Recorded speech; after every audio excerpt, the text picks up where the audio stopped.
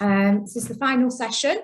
So we're delighted to be joined by Dr. Nina von Keyserling, all the way from the University of British Columbia in Canada. Nina has devoted her entire career to supporting farm animal agriculture. After growing up on a beef cattle ranch, she spent 7 years working in the animal feed industry, working with multiple species, including poultry, egg, swine, dairy, beef, and aquaculture, before returning to academia. So in addition to her academic postgraduate training in ruminant nutrition in both beef and dairy, wow, she's completed a postdoctoral fellowship in animal welfare and ethics before accepting her current academic appointment. Nina is frequently asked to give lectures on farm animal welfare to veterinary students and veterinarians through continuing education forums, both nationally and internationally.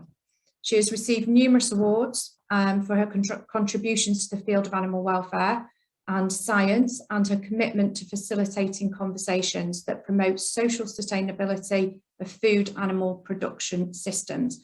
And I've got to admit, I am a bit of a stalker for Nina, so I attend a lot of her things when she's over in the UK. So thank you again, Nina, for joining so early in the morning. We really appreciate that. And we now look forward to hearing your take on dairy cattle, welfare, and the role of the public, and how should the industry respond. So thank you, Nina. Thanks, Karen. I'm just going to give me 1 second. I'm just going to share my screen here. Hopefully, does that all look okay? I hope so. So first of all, thank you to the organization for asking me to speak. I think I have a good friend of mine who I've met through the sort of over the years now, Sarah Bolton from Dairy Australia. I have her to thank for this because she, I believe, was speaking to some of you and suggested that I speak. So first of all, I wanted to commend everybody on getting together, having these conversations, and I only, hopefully you'll forgive me for not listening to all of the conversation. I only listened to the last 15 minutes or so, but even that was interesting. And I think it's really good to talk about some of the tough things. It's good to share your personal experiences. And I guess one of the things that I hope that I can achieve over the next sort of 45, 50 minutes is that you all consider your role in sort of helping to shape the future of the dairy industry. So as Karen said, I've entitled this talk, Dairy Cattle Welfare and the Role of the Public and How Should the Industry Respond? So to position this talk, I'm going to start first with just sort of defining sustainability. Of course, the practices that we do, we want them to be environmentally friendly and economically viable. And I think in agriculture, we talk a lot about economics. I mean, obviously, if we can't make money, we're not in business. And there's lots of, over the last sort of 5 to 8 years, maybe even 10 years now, we see more discussion about sort of the environment, and you hear about words like so carbon footprints and things like that. And we're concerned about the nutrients in the manure and going on the fields and all those sort of things. What we don't talk about so much, but it's coming, and sometimes it's coming, well, I would say it's coming faster than we're actually prepared to talk about, is what does it mean to be socially acceptable? And really, animal welfare, in my opinion, sits at the heart of the socially acceptable pillar of sustainability. So when we look at animal welfare, of course, I think many of you may have either heard or listened to people talk about, and Karen, I'm sure I brought this up at a few talks that I did in the UK over the years, is of course, we need our animals to be biological functioning to be at the top of its game. You know, we're very concerned about sick animals. We want them to be functioning well, because if they don't function well, they don't produce well. But animal welfare is more than just health and biological functioning. It's also about affective states. And most of the conversations around this to date have been around pain and making sure that we are, if we're engaging in painful or doing painful procedures, that we use pain mitigation and things like that. I'm not going to talk about this much, but I'm some of the things I'm going to say are going to make people uncomfortable because it's going to be a bit scary. But I think definitely in Europe, in continental Europe, we're seeing more and more desire to also show positive welfare. And that really is to make sure that, you know, how do we, and that in itself is very difficult because, you know, how do you ask a cow if she's happy or not? But these are things that are coming. And then the other one is naturalness. And by this, I don't mean necessarily that we automatically put cows all on pasture, but it is, what are these behaviors that animals are highly motivated to engage in? And are we able to provide systems that allow them to engage in those behaviors? The most common one, and I speak about this a lot, is baby calves are highly motivated to suck from a nipple. And we still, in many jurisdictions around the world, still teach calves to drink out of a bucket. And that's something that we know, and there's lines and lines of evidence now that show that you know, by preventing these calves from engaging in this natural behavior, that by teaching them out of a bucket, that this causes sort of a myriad of other issues that we could probably circumvent if we just simply allowed this calf to do what it was highly motivated to do. But where does the public come in all of this? So we've got these perceptions and in this Venn diagram that I showed you of animal welfare, but we have the people that animal welfare exists because society and animals come together. 10, 15, 20 years ago, the field of animal welfare never existed because there was a lot, I would argue, a lot more trust in farmers, that farmers were doing the right thing. And so people sort of let, you know, us do our thing and just trusted that everything was okay. But that's now changing. So we've got these different stakeholders. We've got the people who are involved in the industry, like yourselves, veterinarians, nutritionists. And then we have the public, often referred to as the consumer, who have no industry involvement, but are clearly a major stakeholder, because we need a good portion of that stakeholder to be on side because we want them to buy the products that we produce. With this on both sides, both from the public and from the people with industry, is this acknowledgement that it is our responsibility to provide a standard of care for these animals. That is being questioned. So we've got IGAR, and I know that you've all seen these things. So, I mean, The Guardian, Tom Levitt, who I actually know now because he emails me a lot.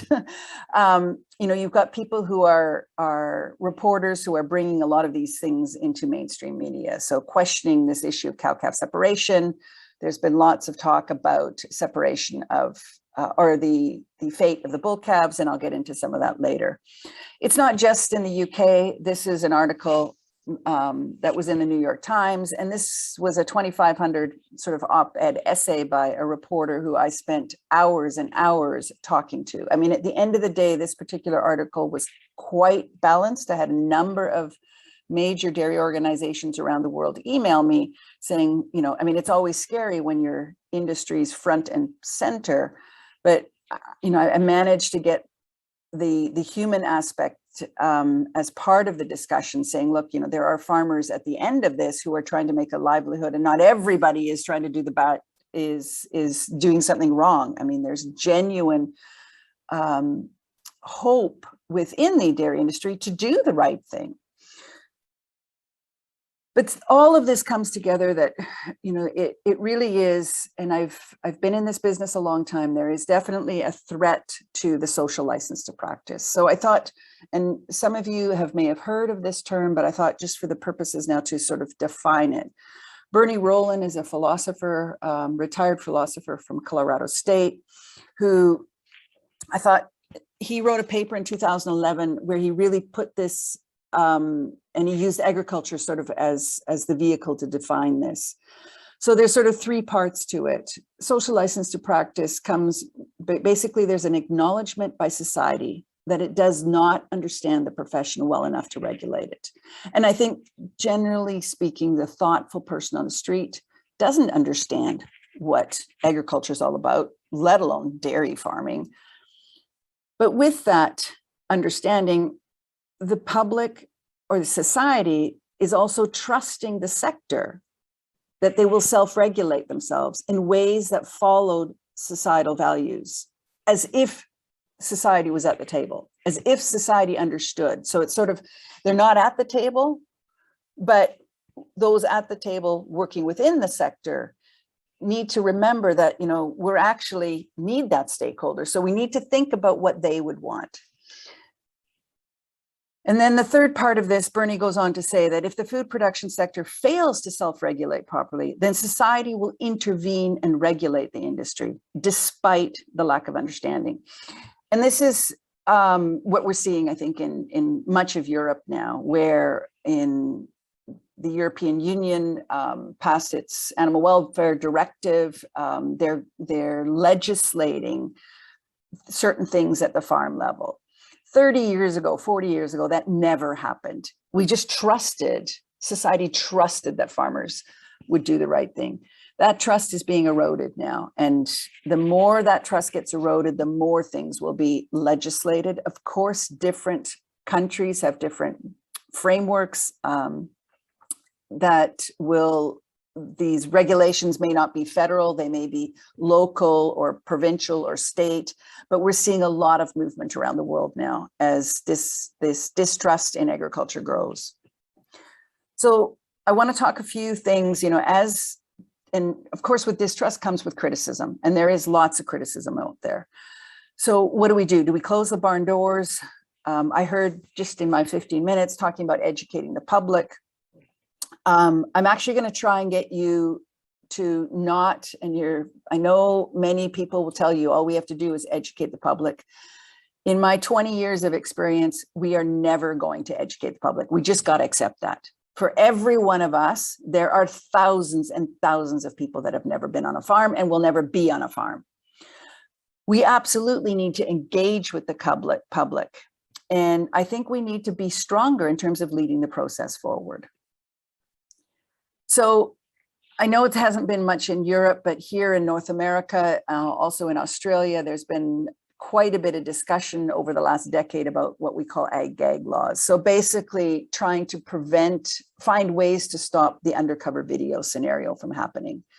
And so what's very common in the undercover video scenario is that you get people who, under false pretenses, accept employment on a farm, work on that farm for 3 months and have the hidden GoPro, and then take images, and then at some point release these images to the media. So the ag-gag laws were basically, their intent is to prohibit the taking or processing of photographs or video or audio recordings on farms without consent. So we actually did a study in 2016 where we wanted to understand that whether or not there was any counterproductive effects of reduced transparency. So essentially, does the awareness, does simply knowing that agriculture is pushing for these ag-gag laws reduce the credibility of farmers and perceptions of farm animal well-being? So, sorry, I'll just explain what we did here. So we basically did, this was an American sample. At this time, it was a big deal in the United States. 10 or 11 states had already either passed or were in the process of discussing passing these types of laws. And just so you know that in the United States and Canada, the way the regulatory framework is set up, that the majority of laws about general animal care are done at the state or the provincial level. That there's very few national or federal laws. I mean, we have federal laws about animal cruelty, but most of animal care is governed at the local, or the in this case in Canada, the provincial level, or in the United States at the state level. So people came into the survey after giving consent, and we got all their demographics. And we asked them a simple question about how confident are you that farm animals in the United States are well cared for, and they got a Likert scale from strongly disagree to strongly agree. People answered that question, and then they got put into a treatment group. They only saw basically we gave them in one of two information capsules. So half got one type of information and the other half of the participants got the other information. In one of the capsules, we told them about these laws. We didn't use the word ag-gag because again, you have to be very careful with these type of surveys not to bias, the results. But we told them that states were passing these laws to protect with the hope that they would protect the farmers, but basically to prohibit the taking of any photographs or videos and from being able to release these without consent. That's half of the people. The other half simply got told about hay. Common food fed to many farm animals is hay. We actually went to Wikipedia and we balanced the two capsules in terms for cognitive load and the number of words. And then we asked them again, how confident are you that farm animals in the United States have a reasonably good life? And then we asked them a bunch of other questions. So participants exposed to information about ag-gag laws were less likely to agree that farm animals have good lives. So those people that were told, the sad thing here is that we're not talking huge agreement right from the outset, but the people who were told about hay were twice as likely to believe that farm animals have good lives than those that were given the treatment. We also talked about farmer trust. And again, as soon as people heard about the ag-gag law, they lost trust in farmers. So farmers were seen as far less trustworthy sources of information. And it really comes down to, I think, people were scared. If you're hiding that, what else are you hiding? So educating the public. This has been, growing up on the cattle ranch, my dad, I can't tell you how often he said, if we lived about 500 kilometers from Vancouver, and he would say, look, Nina, you just gotta tell everybody in Vancouver that what we do is fine and, they'll buy more beef. That has been the common mantra for us is, and I still hear it all the time, is we need to educate the public. We need to educate the public. So I think there's things that we really need to do better and we need to be more transparent. So one of the things that we are not very good about is telling and I guess as scientists, we've also not been good enough about being transparent about some of the work that industry is funding and that we're doing. And I just want to give you an example of a study and how people are actually quite interested in understanding some of the things that we do on farm. So we did a study. I had an undergraduate, Emily McConaughey, who did an undergraduate with me, and we were looking at whether or not cows would be motivated for a mechanical brush. And so we set up a study where she trained a bunch of dairy cows to push a weighted gate and then made the gate. Once the cows were trained to push the weighted gate, she made the gate heavier and heavier. And then at one point, of course, it was too heavy for cows to push. So the first thing she did was she trained them to push for the weighted gate for access to the total mixed ration after milking. We know that cows are highly motivated to TMR. Trust me, cows love TMR. And they'll push an awful lot of weight to gain access to the TMR. So we knew from our 24 cows in the data set how much weight each of those individual cows would push. Then what she did is she moved the gate so that they had to push the weighted gate to access the brush. What I can tell you is that cows will push as much weight to gain access to a mechanical brush as they will fresh feed.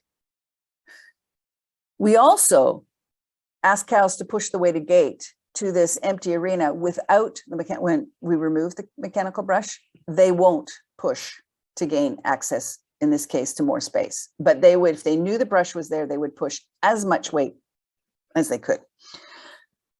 Emily, we wrote the paper and we published it in a journal called Biology Letters. And we published it what's called open access, meaning that any one of you can look up this paper now on Biology Letters and have access to it. So you don't need to be a member of a university or anything like that. Emily read all the directions when it comes to publishing the paper in great detail. And one of them was to, if you wanted, you could access a cool photo that the editorial team could, if they wanted to, put on the front page of the journal. And the second thing was, I had no idea about this. You put briefing notes in, and in the week before the paper was actually published, I had no idea about these things, but reporters can actually access this material and they can write their story. They just have to sign their life away that they will not, that it's embargoed until the paper is released. And that's why when you're driving down the road and the radio announcer says, today in the whatever medical journal, this was released. I always wondered how that happened, but this is why, because those reporters had access a week before. Two things happened. One, our picture of our dairy cow was put on the front page of this journal, and this Biology Letters, there's hardly any cow stuff in that journal. It's, it's mostly a lot of natural evolutionary stuff, these types of things. So I think it's the first time in the history of the journal that they had a farm animal on the front page. And two is that this article was picked up by the news like no tomorrow. This is the New York Times. It was on NBC. I had two of my PhD students were in the UK attending a conference. We're sitting in a coffee shop and opened up some sort of newspaper in the UK and opened it up, and there was the picture of the dairy cow, the brush, and talk about our paper. So that's a positive story about, how we can be more transparent, I think, even in the scientific world, about the things we do. It's a make you feel good type of story.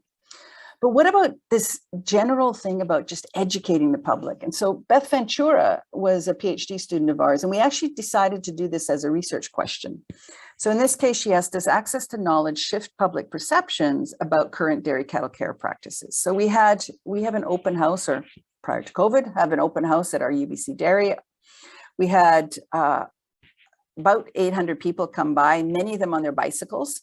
And part of this is often we have there's a group that comes that's called the Slow Food Tour. I think it's all over North America. I'm not sure if it's global, but these are individuals who are foodies, who are really interested in understanding where their food comes from. They get on their bicycles and they travel around the countryside and they visit farms to find out where their food is from.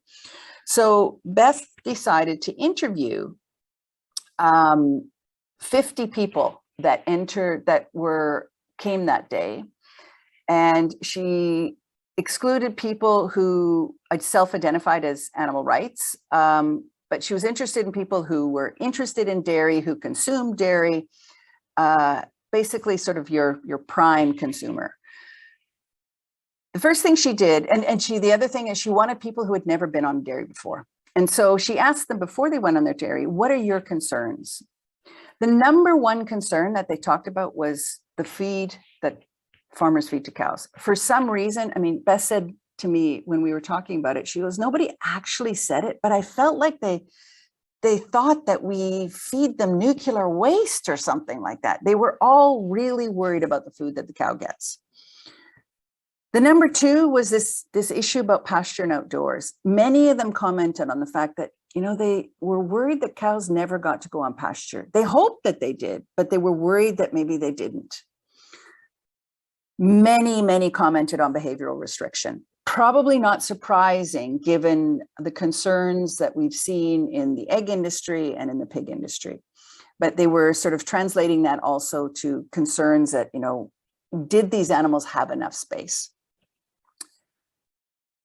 Many were concerned about abuse. I have to say, in this case, we'd had a large undercover expose in the months before this study, about 30 kilometers down the road at the largest dairy in Canada, that had gone viral. And so it didn't surprise us that this came up, because it had been all over the news for weeks.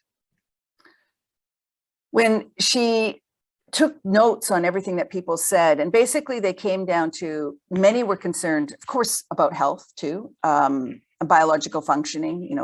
Comes back to wanting to know if the cows have enough feed and water to be healthy, those sort of things.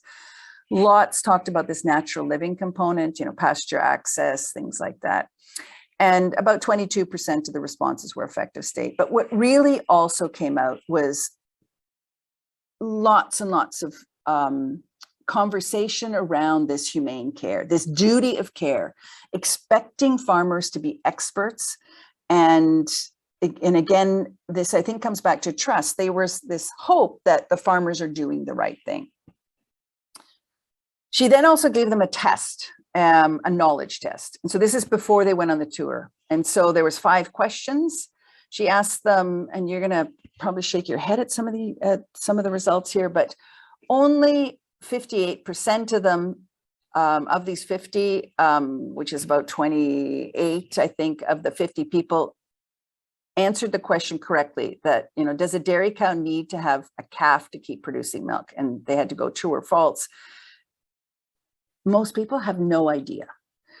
Tie stalls, they were asked, dairy cows in British Columbia are routinely tied in their stall in the barn, even though Canada has 73% of its dairy is still in tie stalls. I'm sure many of you are shaking your head. In British Columbia, where I live, we have 470 farms and there's only 6 tie stalls. So the answer to this was false.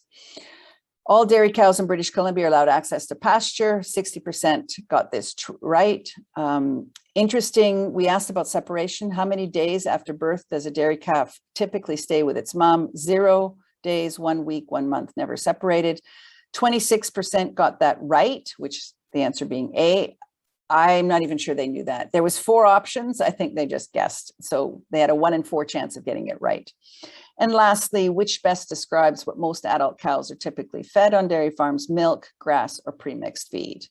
And 74% got this right. Just before going on the tour, she asked them, how confident are you that dairy cattle have a good life? 42% said they were confident, 30% said they were neutral, and 28% said not confident. Then they went on an educational tour. It was a self-guided tour. There was 8 stations. They were taught about calf management and housing. They were told that dairy cows have to have a calf to produce milk. They were told that the calf is taken away. In our case, they saw that the cows were pair housed, all those sort of things. They were told that the Canadian dairy industry has published a guidance document on the care and handling of dairy cattle. This would be similar probably to your Red Tractor program. They were told about the day in the life of the dairy cow. They told lots about cow health, the fact that a veterinarian comes every 2 weeks, about the feeding regime, about reproduction, and just general, the day in the life of a dairy cow in terms of her general behavior. After the tour, they got the same 5 questions. And so before the tour, they had got 3 out of 5 correct. After the tour, they got 4 out of 5 correct. I think I'm just going to call upon 2 that are the one that is super interesting here. Look at the separation question went from 1 in 4 to 3 in 4, to 25, about 25% getting it right to over 75% getting it right. So we can clearly say that we educated this group of people. She also asked them again, sort of their concerns. So here's somebody that said some perceptions improved after visiting the farm. So this person said before, I'm concerned about humane treatment, cramped living conditions, access to grazing. After the animals seem to be well cared for, the practices on this farm seem very ethical. And some perceptions worsened. Here somebody said before, I never had any concerns, and after, I would still prefer to see animals grazing in the fields, eating the grass, and calves not separated so quickly from their mothers. She asked them at the end of the tour, how confident are you that dairy cattle have a good life? And this is the scary part for, I think, we went from 42 to 28% being confident. The biggest jump is, look at what happened. We have a whole lot more people in the neutral. We did reduce those that were totally non-confident, but basically we created a lot of people that are now sitting on the fence. Overall, participants were extremely pleased to see the high level of attention and care for the cattle. There was lots of comments about, God, the cows really do love the feed that we feed them, but they were absolutely displeased about cow-calf separation and the lack of pasture outdoor access. So what do we do about this? So we've been doing lots of work in engaging the public, particularly on contentious issues. You know, I won't show it here, but we've done work on, you know, the public attitudes to tie stalls, tail docking. What I'm going to do today is talk a little bit about the cow-calf separation issue, a bit about access to pasture, about the public, and also the bull-calf issue. So we know, and this has been huge in Europe, but particularly in the UK. I've had many conversations with Gwyn Jones from ADHB and Jenny Gibbons about this topic, is about this issue of what to do with these surplus calves. The UK has been in active discussions about this, and you know, it's great. You guys, I've got to commend you. This is a fantastic strategy. The fact that you've now as an industry come together and are committed to ending early life slaughter, at least the issue of euthanasia of calves on farms. Okay, we know that cow-calf separation, we predict it to be something that A, the public doesn't know a lot about. B, if they do know about it, what are they going to think about it? So we've done a couple of studies where we've looked at cow-calf separation and the age of slaughter of the calf. And in this case, we do this, again, we do these online surveys. People get a vignette. In this case, we told them, everybody that entered the survey was told to produce milk, cows must give birth to a calf approximately once a year. Most female calves born on dairy farms will stay on the farm to produce milk once they are old enough. However, male calves cannot produce milk, and not all female calves are needed for milk production. To manage this, male calves and excess female calves are commonly used for meat production. We did this as what's called a 2x2. So we had 4 information capsules that were balanced for 2 factors.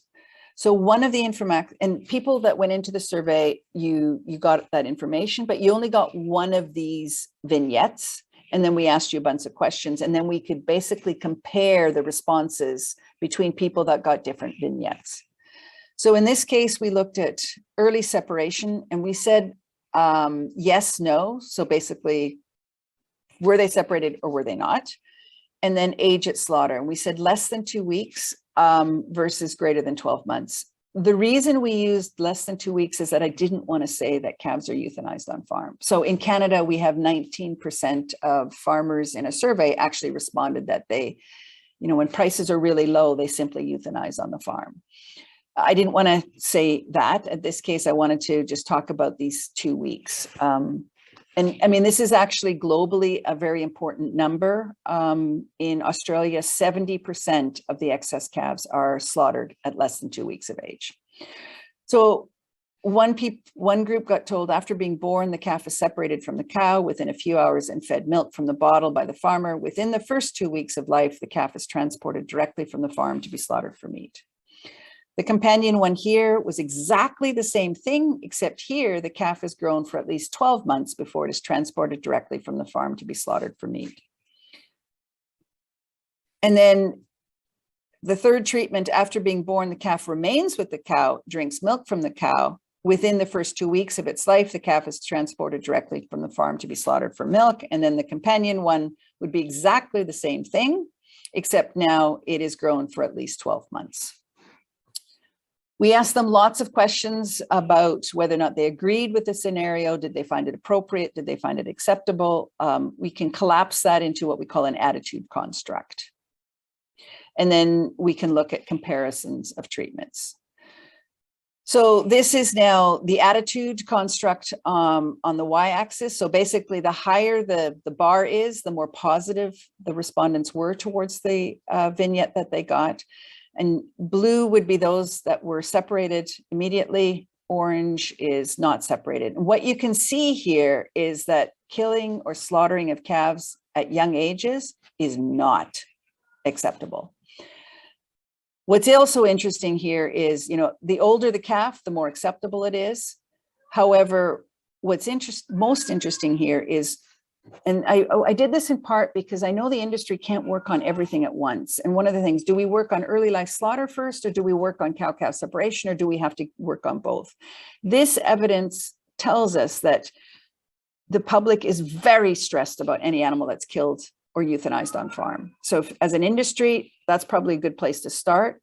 But what this also tells us is that cow-calf separation matters. So, ideally, the best case scenario is that you don't separate and the calf lives to at least 12 months in terms of acceptability of the system. We also asked people to write down why they thought what they did, and really all the qualitative came down to one thing, or a bunch of things. But one a major finding of that work was that as an industry, we must show that these calves have a purpose. And this is just a quote. I don't know what alternative solutions would be feasible, but I think it's awful for the mother cow to have her calf taken away from her right away, and sad for the calf to have such a short life. I eat meat and see the need for beef production, but I would like to think there are more humane bovine ways to operate dairy farms. I am disappointed, and it's unsettling that male calves and excess calves are slaughtered within the first couple weeks of life. I am sure there's some kind of other option available. So here we have, I think this is really what we need to talk about, is we can't kill these calves on farms. We need to figure out what kind of purpose they have. And I think the industries are doing work on this, looking at crossbreeding of genetics and all that kind of stuff. So it really needs to be, I think the UK should be applauded for, taking the first step in terms of the bull calf strategy. I guess what I'm also telling you is that you can't stop there. I think, and I heard somebody talk about this in the few minutes that I was on, this is what an ad agency looks like. This is a typical ad. You see it all the time when processors are marketing dairy. Here's a cow on pasture with her calf. The thing is, I think we need to also, can't discount these totally. These ad agents, this is their vision of what resonates with the buyers of milk. This is what the public actually sees. And so I think we need to be careful about, trying to, we don't want to greenwash things, but we also have to recognize if these images come up again and again and again, and we're actually going down a path that's in the opposite direction in how we care for the animals, then there is risk. Cow-calf separation is a huge, huge issue. It is growing we're hearing more and more talk about this. I know that the excess or the bull calf, surplus calf issue will likely become entangled with this, because when people hear about these excess calves, one of the common questions is, where is the mother? Then we tell them that we take the mother away. And all of a sudden we're in a conversation that's very, very difficult. One of the things so I have Lara Saravica did a master's with me, and we looked at North American attitudes to different cow-calf management systems. And a lot of this was driven by my concern that the dairy industry not go down the same path that the egg industry went down. So the egg industry had its battery cages. The public hated the cages. So there was millions and millions, a lot of this British pounds, put into research to figure out what could be the next alternative to the battery cage. And they came up with this furnish cage. And this is just a picture of one of the very first renditions of that. I don't have it here, but actually the first marketing pictures of this furnish cage, the marketers came to take photos of it, and the hen is standing on the outside. And I think really the marketers were quite smart. They just didn't know how they could market something by putting the animal inside a jail cell. So we know now, at least in North America, when you go into the grocery stores to buy eggs, there is no furnished egg column. There is conventional eggs, and then we see free range or cage free. And I think really, despite the scientific evidence that, many aspects of this furnished cage could work well for the hen, is that the public has clearly said this is not okay. So figure out something different. I'm hearing lots and lots of people in the dairy industry talk about the foster cow system as a potential alternative to solution to dealing with taking the calf away from its mother. So we were interested, how acceptable with this.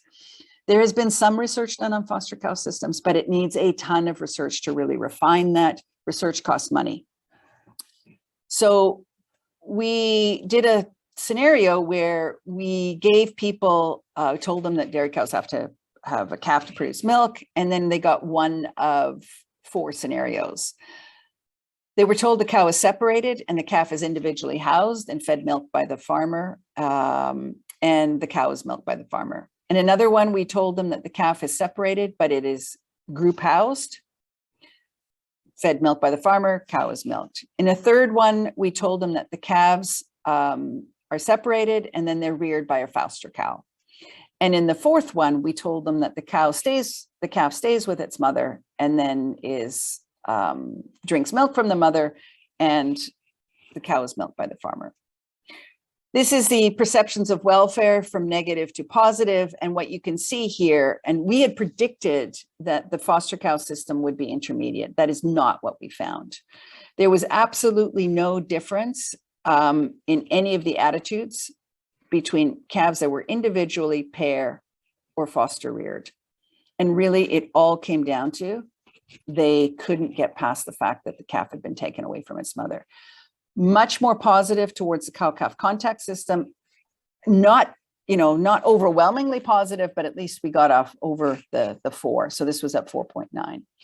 So this is a big wake-up call. I don't think that the future lies in foster cow systems as we move forward. I'm not sure what it's going to be, but at this point, I wouldn't invest a ton of money in trying to make a foster cow system work, because I don't think it's going to be acceptable by the public. Just a few more things before I, just talking about access to pasture. I know this is a huge issue in the UK. I've been asked by lots and lots of people about this. We did a study in 2014 already asking, should dairy cows be provided access to pasture? Nobody, this is all public, nobody said no. 90% said yes, 10% said neutral. We asked them why, and there was those that were neutral had some concerns about the environment. But basically the bottom line here is everybody sees cows on pasture. So we have this great divide. We have the public's image, so cows on pasture, calves at foot, and this is just a picture of our research dairy. And so how do we bridge this gap? I think as a first step, as a dairy industry, we need to get organized. I think we need to start leading the process. And part of that question is, and I'm going to throw this out to you, is how do you see the future? And I know I heard somebody say, I don't know if is this something that I should be worried about? I think we need to be worried about this. And this comes down to any good business does strategic planning.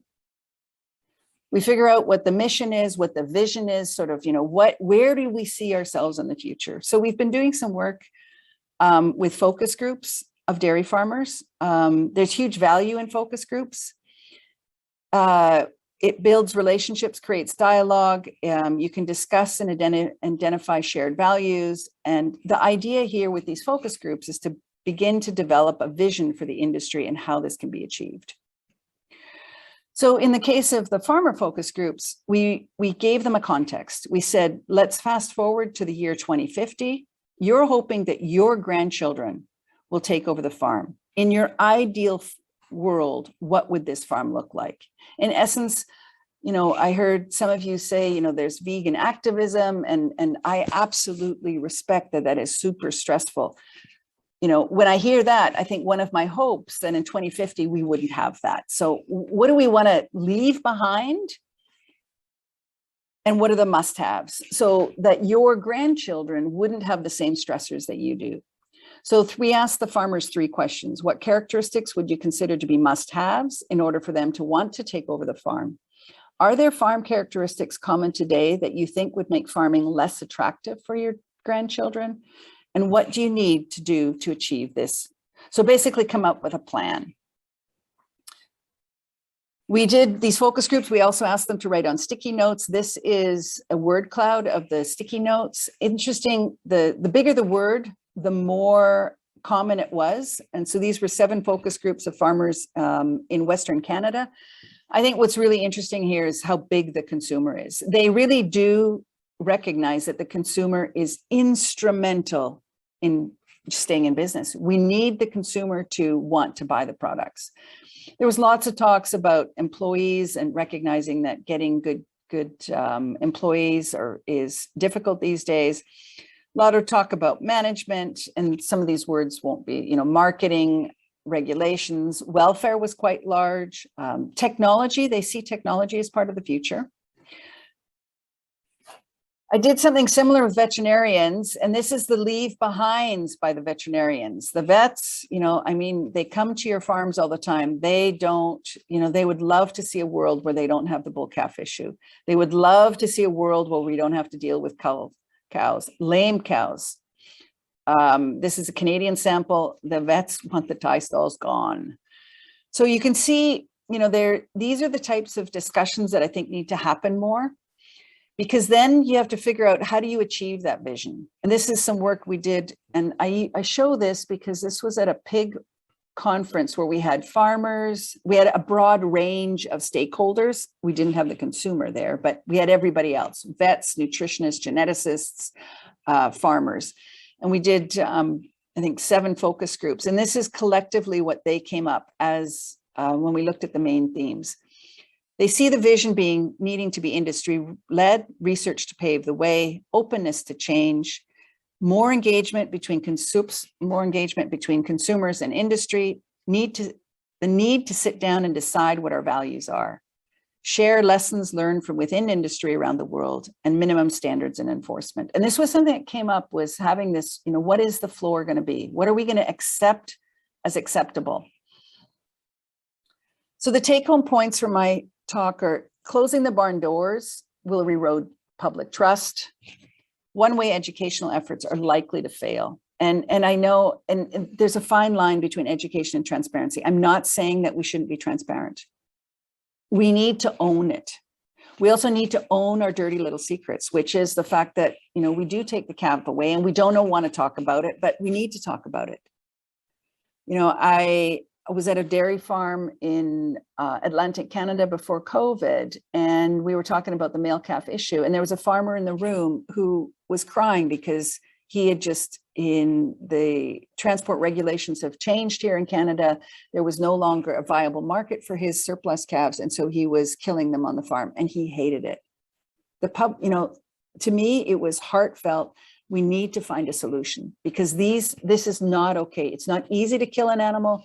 We've argued that maybe that's best for the welfare of the calf, but this is an ethical issue as well. The public will not accept that.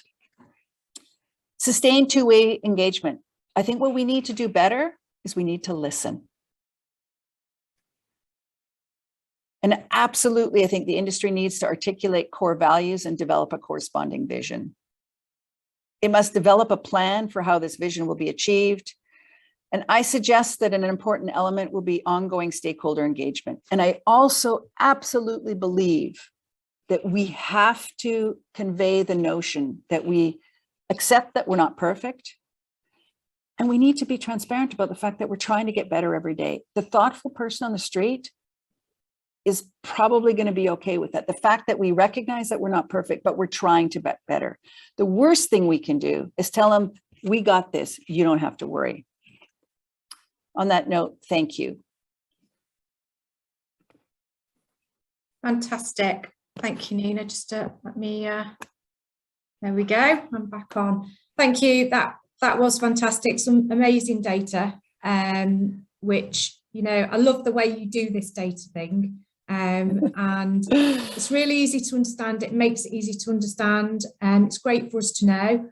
Going back to what you were kind of saying, I do cow-calf separation. I also have a couple of milk vending machines in the farm drive, and on one side is now I remember where I met. We chatted. Yeah, you and your now I remember. Sorry. It's okay.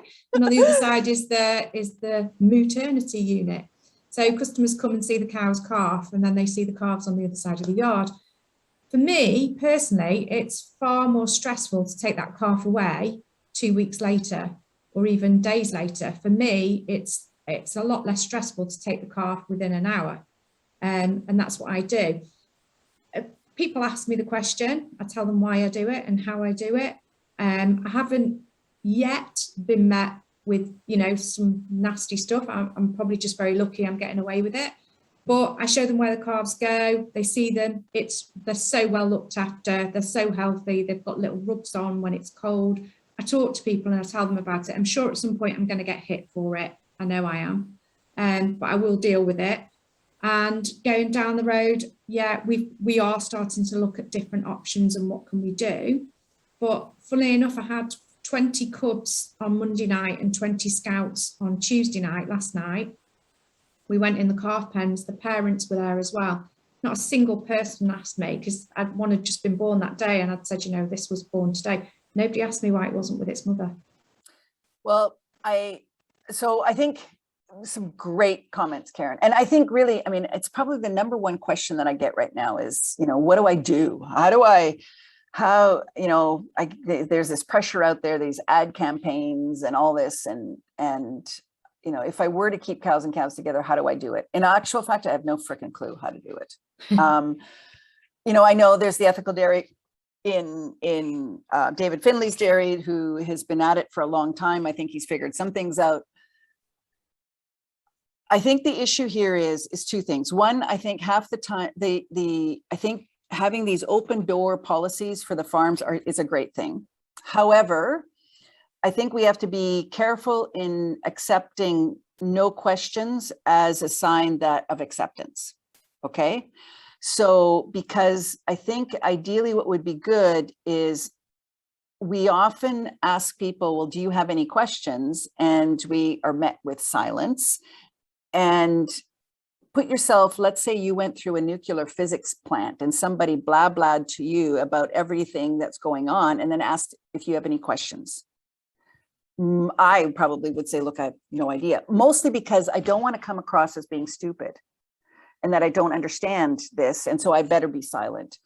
I think a better sign would be, you know, a week later is to ask them, did you have any concerns? Like if you reflect back on that farm, was there anything that bothered you? And that's really what we saw with is how those questions were asked also with Beth in our on-farm study. So I think we have to be careful about the lack of questions as acceptance. Absolutely, there is recognition that you are the expert and there's a duty of care and that you are conveying that you take that seriously, and that absolutely you have to do. I think in terms of where the future lies, hopefully I made the case that I don't think we should invest money in the foster cow system. I think if somebody asks me about why we separate calves from cows, I say, look, right now, it's the only thing I know how to do. But I think, you know, in 20 years, if science can show me a way of keeping cows and calves together in a way that is good for the cow, good for the calf, and I can still make some money as a farmer, I'm the first to change. So you are now not contradicting their values, you're finding common ground. Lots of people in the dairy industry use the term, look, I separate because that's the way it's been. And I mean, I know there's probably other questions and I'm probably talking too long here, but just so you know, if a critic comes to me and says, I want to see the science that supports cow-calf separation, I can't give you any, other than one piece of evidence, which you alluded to, which was if you're going to separate, if you're just looking at acute vocalizations, separate as fast as possible. Dairy Australia was under huge criticism by animal advocates on this issue of cow-calf separation. They contacted my colleague and I to ask us to do reviews, because they thought, we'll get these two people who have some sort of reputation as dairy cattle welfare experts, we'll get them to do these scientific reviews, and then we'll show the critics the evidence that there's a scientific basis for doing this. We did the reviews. I can't give you the evidence. I can't, the calves, in actual fact, I mean, a big thing gets better for the calves. No, it's not better for the calves. We have higher death rates.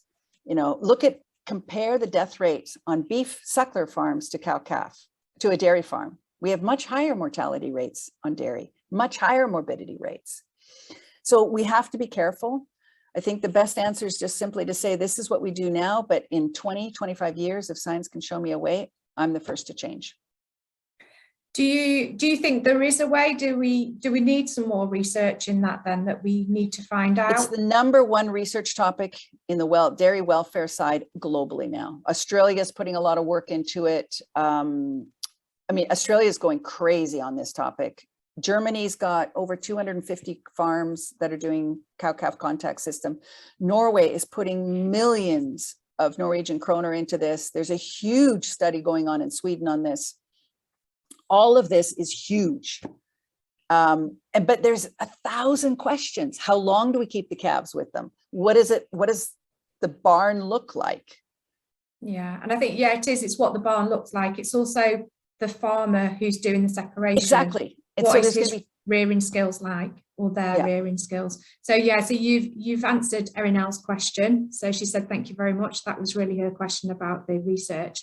A question from Georgie here. Excellent presentation. So oh, sorry, that was my incident. Oh, here we go. Yoni status.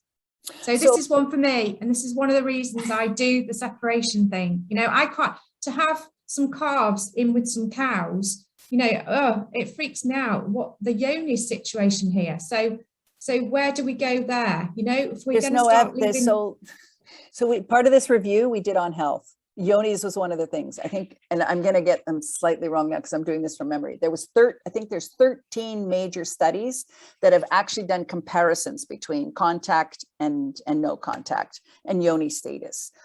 11 of them were 11 or 12 of them were what we call neutral, null results. There was no difference between the two of them.